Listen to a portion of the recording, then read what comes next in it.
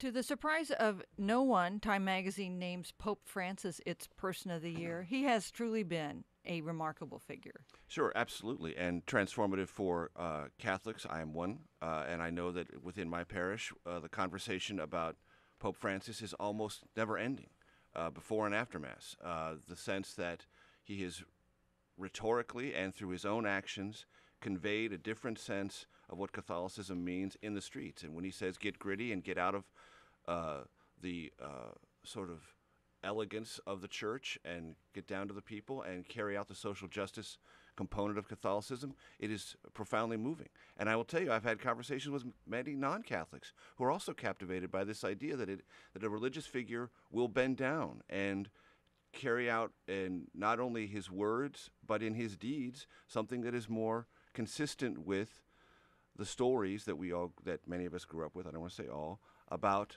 Christ's ministry, and he's a significant figure. I will mention Miley Cyrus was on the top 10 finalist list, and I wrote a column at National Journal this week saying, "Come on, click-rate journalism has to have some boundaries."